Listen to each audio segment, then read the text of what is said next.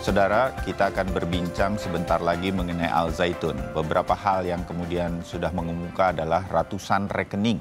Saya ulangi nih, ada ratusan rekening dari pimpinan Pondok Pesantren Al Zaitun Panji Gumilang saat ini telah diblokir oleh PPATK. PPATK menyebut pemblokiran rekening-rekening tersebut dilakukan agar pihak kepolisian bisa melakukan penelusuran dan mengetahui aliran dana yang diduga terkait dengan tindak pidana pencucian uang.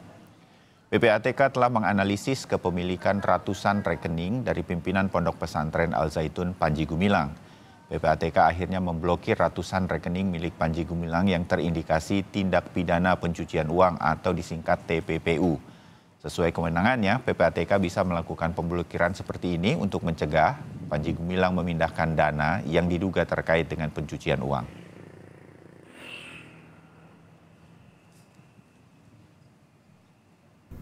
PPATK sebagai intelijen di bidang keuangan atau Financial Intelligence Unit memiliki kewenangan utama yang salah satunya adalah kewenangan untuk meminta penyedia jasa keuangan atau PJK, di mana salah satunya adalah bank, untuk menghentikan sementara seluruh atau sebagian transaksi yang diketahui atau patut dicurigai merupakan hasil tindak pidana sebagaimana diatur di dalam pasal 44 ayat 1 huruf I Undang-Undang Tindak Pidana Pencucian Uang. Tindakan yang dilakukan oleh PPATK ini dimaksudkan agar dapat mencegah adanya upaya pemindahan atau penggunaan dari rekening yang diketahui atau dicurigai merupakan hasil tindak pidana. Sementara pimpinan Pondok Pesantren Al Zaitun, Panji Gumilang, memprotes soal pemblokiran rekening Yayasan Al Zaitun. Di hadapan para santrinya, Panji Gumilang menegaskan dana yang masuk ke Pondok Pesantren Al Zaitun dari honor dan juga dari dana BOS. Dan real diumumkan lagi rekening Panji Gumilang Mualaya. Tanahnya 230 hektar. Karena itu pandangannya pandangan PNS. Cara menggunakan uang seperti begini. Ini swasta. Yang penting dana yang masuk itu bisa digunakan, menguntungkan. Cara memprotek supaya tidak korupsi di kampus kita ini, begitulah caranya. Lah ini dana pendidikan bukan dapat korupsi. Siapa yang dikorupsi? APBN juga nggak masuk kecuali BOS.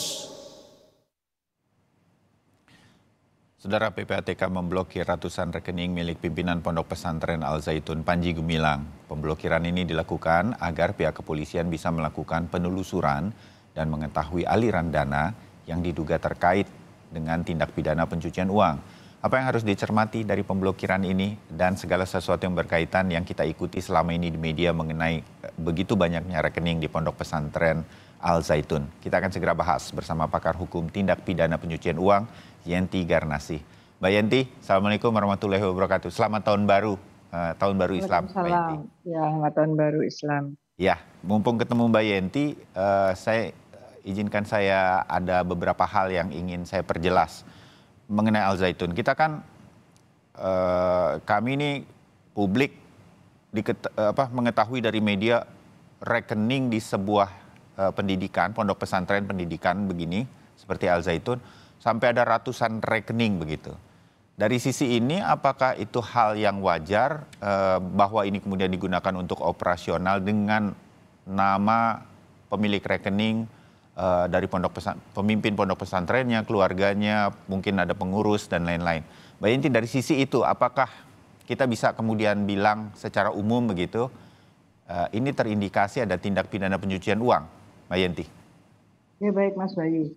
Kalau bicara indikasi yang ditunjukkan tuh indikatornya adalah ada rekening banyak sekali untuk beberapa orang saja ya, orang saja, apakah itu namanya sendiri atau nama orang lain kita nggak tahu, tapi pasalnya tidak lebih dari 10 ya, tetapi jumlah rekeningnya sampai 300. Itu indikatornya justru keras sekali, itu baru dari jumlah rekeningnya.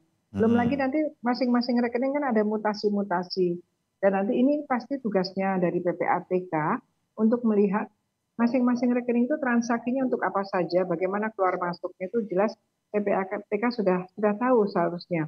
Hanya begini, waktu saya mendalami ini ya, saya ingat sekali saya mendalami ini ke Amerika tahun 2000, itu memang karena dia adalah negara pertama yang punya undang-undang anti pencucian uang, itu dikatakan bahwa nanti hati-hati ya kalau belajar TPPU, kalau belajar TPPU itu harus tahu bahwa TPPU itu bukan urusannya orang hukum saja, bukan urusannya orang-orang yang berkaitan dengan hukum. Ini adalah urusan semua masyarakat harus tahu yang namanya TPPU itu apa. Kenapa? Karena TPPU itu intinya adalah orang itu tidak boleh menggunakan, memanfaatkan harta kekayaan termasuk uang yang berasal dari kejahatan. Ini kita semua harus tahu. Apalagi ada TPPU pasif, yaitu yang melakukan kejahatan si A, kita menerima, kita juga kena. Undang-undang TPPU yaitu pasal 5. Nah, betapa pentingnya. Nah, dari hal ini juga bagaimana caranya untuk menjalankan undang-undang anti TPPU dengan baik? Antara lain kita membentuk, semua negara membentuk namanya Financial Intelligence Unit, yang namanya di Indonesia adalah PPATK. PPATK ini kerjasamanya dengan bank harus sangat sedemikian rupa. Jadi bank itu sudah ada aturannya. Kalau ada transaksi 100 juta atau 500 juta ke atas atau berapapun yang mencurigakan, dia harus melaporkan kepada PPATK. Yang saya lihat, Mas Bayu, ini kepatuhan bank justru yang kita pertanyakan.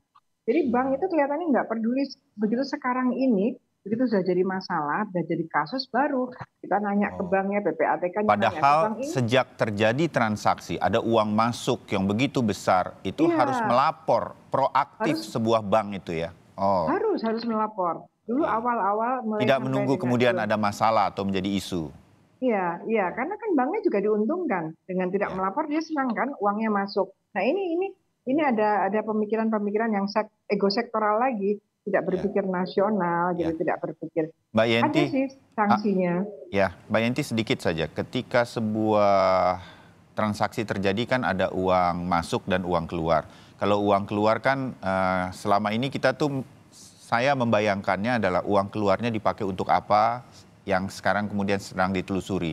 Nah, uang masuknya ini kan dalam bayangan saya sekali lagi adalah uang yang berasal dari tindak kejahatan misalnya. Nah, kalau di Pondok Pesantren Al Zaitun, tadi juga sudah disampaikan oleh pimpinan Pondok Pesantren bahwa uang-uang ini kan dana-dana pendidikan yang mungkin dari orang tua para santri yang memang banyak sehingga uangnya bisa saja banyak masuk. Nah, apakah ini juga akan ditelusuri? Kalau itu dananya adalah resmi, sah adalah dana pendidikan, digunakannya untuk apa dan bagaimana? Ini juga akan mempengaruhi ini menjadi tindak pidana pencucian uang atau tidak, asal dari uang tersebut, Mbak Yenti? Iya, ini kan sudah jadi masalah ya. Kalau melihat santri sekolah dan pesantren dan sebagainya, tidak mungkin ada dana sebesar ini. Ini kan awalnya seperti itu jadinya kan. Tidak mungkin. Gedungnya juga seperti itu, punya dan lain-lain sebagainya. Pertanyaannya adalah itu uang dari mana ya, gitu kan? Uangnya dari mana? Jadi kita tidak bisa lagi melihat bahwa ini sekolah didanai oleh masyarakat, anak-anak yang sekolahnya, anak didiknya. Tapi pantas nggak uang yang diterima dari anak didiknya itu membuat satu bangunan seperti itu megahnya, masjid seperti itu megahnya, kemudian ternyata pemimpinnya mempunyai banyak sekali sertifikat tanah atas nama dirinya dan keluarganya. Ini dari mana? Itu permasalahannya dari situ. Apakah ia memang dari santrinya? Nah, oke. Kalau memang dari santrinya, caranya bagaimana? Ini beberapa. Pernah ada juga pondok pesantren yang berkaitan dengan Lampung ya, waktu itu juga sama. Saya juga ke pengadilan. Memang betul hanya dari santrinya, tapi caranya yaitu adalah menipu, menakut-nakuti sehingga mereka mau tidak mau harus membayar begitu. Nah, itu sudah sebagai indikasi ada tindak pidana asal. Karena yang namanya TPPU itu kan menggunakan uang hasil kejahatan untuk apapun. Nah, berarti kan kita mempunyai tugas bahwa harus ada hasil kejahatan, itu kejahatannya apa, kan gitu ya. Jadi kalau uang halal ya untuk apapun nggak apa-apa. Tapi kalau uang itu dari hasil kejahatan ya dia menjadi masalah karena hasil kejahatan itu tidak boleh digunakan apapun. Meskipun itu digunakan oleh lembaga amal sosial keagamaan pun tidak boleh, harus dari uang halal. Jadi di sini kalau kita mengikuti pemberitaan-pemberitaan kan banyak sekali santri-santri, alumni-alumni yang menceritakan bagaimana mereka itu. Halo Mbak Yenti.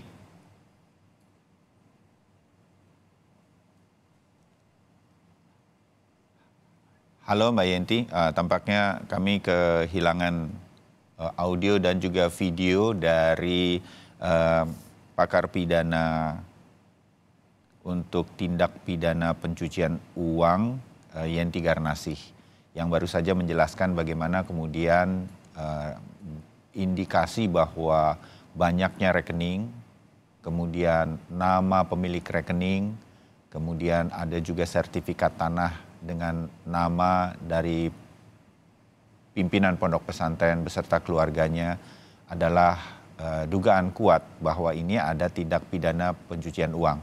Kami mencoba lagi untuk menghubungi Mbak Yenti Garnasih. Mbak Yenti, sudah terhubung lagi?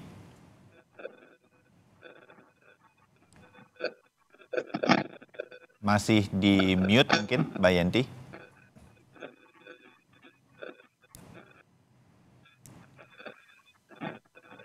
Halo Mbak Yenti.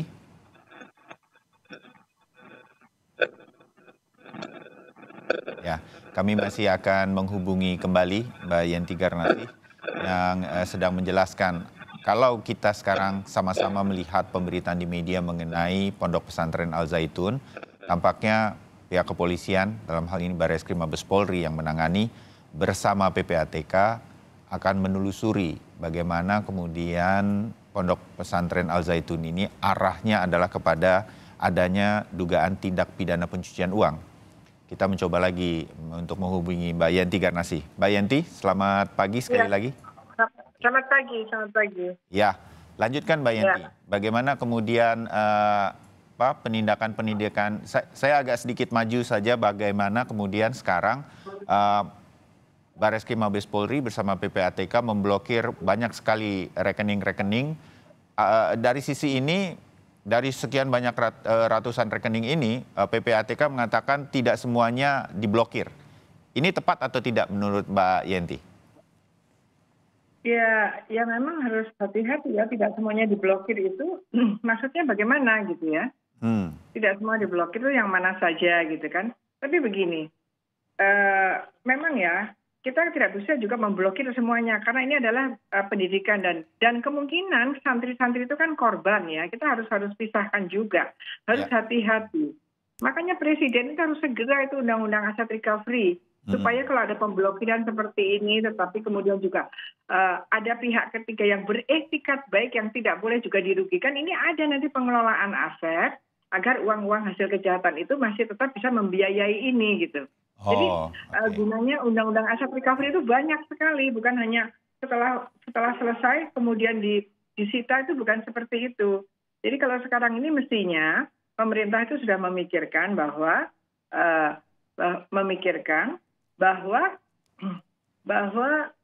tidak semuanya disita, ada juga yang dikelola, harusnya dikelola, disita tapi dikelola, yang mengelola adalah pemerintah gitu loh. Jadi ini jadi rumitnya tuh di sini. Jadi kita tidak bisa ketika ada kejahatan, kemudian kita sita semuanya, kita nggak peduli lagi dengan yang lain-lain atau kita tutup, itu tidak mungkin, tidak boleh gitu. Oke, ini Mbak Yenti, yang sangat penting. Betul.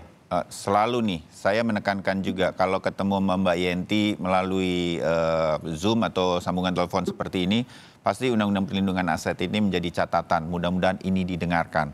Saya sedikit saja sebelum kita tadi sempat terputus, Mbak Yenti itu sedang menjelaskan bagaimana asal uang yang dikumpulkan yang sehingga sampai miliaran begitu, adalah kemungkinan juga ada tindak penipuannya atau unsur kejahatannya.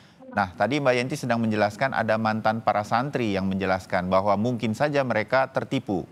Lebih tepatnya Mbak Yenti lagi yang menjelaskan. Mbak Yenti? Iya. Kita mendengarkan, ini kan sudah sebulan ya, semakin banyak ya data-data, semakin banyak temuan-temuan ya. Nah ini juga kepolisian itu kelihatannya selalu bertahan seolah-olah semua itu harus dilaporkan. pakai laporan. Ini bukan delik aduan. Polisi juga bisa tahu sendiri, tahu dari mana, dari berita media dan sebagainya, cari buktinya, panggil saksi-saksinya dan sebagainya. Ini sudah sangat lama. Ya. Mereka mengatakan bahwa mereka tertipu, mereka merasa diperas juga ya, karena harus. Kan begini, misalnya tadi malam saya melihat bahwa kalau dalam satu Muharram itu harus lempar jumroh ya, karena Indonesia ini adalah negara Islam gitu ya. Mereka ini sama lah kita di sana. Lempar jumrohnya itu adalah memberikan uang, ya kan? Kenapa? Karena untuk masuk surga. Kan itu udah bohong, itu menipu kan? Yang namanya penipuan kan gitu, dengan cerita-cerita, dengan iming-iming, dan kemudian orang menyerahkan sesuatu itu namanya penipuan. Nah, uang yang diserahkan itu, yang dikumpulkan itu namanya hasil kejahatan. Karena mereka tuh terperdaya. Nah, dari yang kumpulkan itu tadi semalam katanya, semalam aja di satu saat itu hampir 2 miliar. Itu semalam saja waktu itu. Mereka memberikannya malah kalau sedikit malu atau sedikit tidak enak karena mereka yakin bahwa dengan menyumbangkan dengan cara seperti itu, mereka nanti dapat surga. Tapi itu kan penipuan. Ya. Dan entah bagaimana di brainwash sedemikian rupa, saya sih tidak berbicara tentang penodaan agamanya ya. Saya melihat ini adalah bagaimana suatu rumusan dalam 378 KUHP itu terpenuhi, yaitu dengan cerita-cerita, dengan rangkaian-rangkaian kebohongan yang membuat orang-orang itu menyumbangkan uangnya, membayarkan uangnya.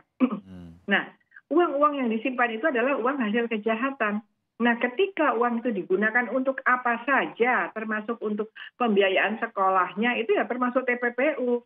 Jadi tidak boleh juga untuk kegiatan resmi menggunakan hasil kejahatan, tetap itu TPPU. Gitu, ya. Oke, terbayang Mbak Yenti. Walaupun waktu saya terbatas sedikit saja ya. Bagaimana kemudian kita sekarang mengetahui bagaimana mengumpulkan uang untuk sebuah pendidikan yang dilakukan oleh pondok pesantren, dalam hal ini Al Zaitun, juga harus kita perhatikan.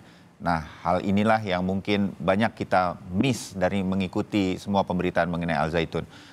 Terakhir, Mbak Yenti, pada hari ini, tindakan pemblokiran, walaupun tidak semuanya, yang diperkirakan masih digunakan rekeningnya untuk yayasan agar Pondok Pesantren Al Zaitun bisa terus beroperasi, tidak diblokir begitu. Nah, ini tidak mengganggu upaya untuk mengetahui seluruh masuknya dana dari mana, apakah ada tindak penipuan dan lain-lain, sampai kemudian penggunaannya. Menurut Anda saya selalu ingat Mbak Yenti kalau bilang untuk TPPU harus bergerak cepat soalnya, Mbak Yenti. Iya, betul. Dikatakan bahwa dalam teorinya malah per second, per detik itu uang yang ada di rekening terutama itu bisa kemudian pindah. Maka upaya yang paling cepat adalah memang memblokir, membekukan. Harusnya yang membekukan kan kalau sudah proses penyidikan yaitu kepolisian ya, penyidik dibekukan. Tapi kan proses kepenyidikan kan lama, oleh karena itu diberikan oleh undang-undang kewenangan atau hak dari PPATK untuk memblokir sementara, untuk menunda transaksi sementara 5 hari sampai 20 hari. Sebetulnya ini harus ditangkap oleh kepolisian, oleh dalam hal ini Barreskrim, bahwa pemblokiran yang dilakukan oleh PPATK itu tidak lama, tidak seperti yang dilakukan oleh penegak hukum sampai dengan proses pengadilan gitu. Nah ini harusnya sama, ini pemikirannya harus komprehensif. Artinya apa? Kalau di atas 20 hari ya nanti dilepas gitu. Kan semakin susah kalau kita betul-betul masih mengaku negara hukum yang akan menegakkan hukum dengan baik, yang mana dinamika kehidupan di bangsa Indonesia itu adalah dinamika yang dibiayai oleh dana yang halal. Kalau tidak halal ya harus ditegakkan hukumnya dengan TPPU itu. Tapi ini nampaknya tersangkanya saja lama sekali, sementara masyarakat sudah sedemikian rupa. Jadi bisa jadi masyarakat sudah tidak percaya lagi dengan penegakan hukum. Jadi ini ada pertanyaan lagi, kenapa? Adakah yang melindungi ataukah ada pihak-pihak tertentu yang superpower dan sebagainya yang terlibat? Ini juga harus dipikirkan. Baik, iya. Mbak Yenti, mudah-mudahan masukan dari Mbak Yenti seperti biasa untuk kasus dugaan TPPU ini menjadi masukan untuk Pondok Pesantren Al Zaitun yang menjadi perhatian masyarakat. Kita pasti akan ngobrol lagi atau diskusi lagi untuk mengikuti perkembangannya. Mbak Yenti Garnasih, terima kasih, selamat pagi. Terima kasih, selamat pagi. Ya.